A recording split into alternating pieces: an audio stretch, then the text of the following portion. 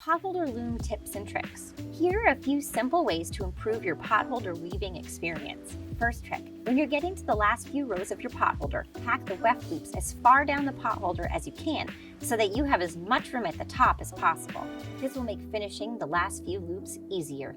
Another shortcut at this stage is to maintain tension at the end of the potholder as you bind off the loom using a paper clip to keep your tension so your loops don't pop off the side while you are still binding off. Some people find binding off to be tricky, but it's actually pretty easy.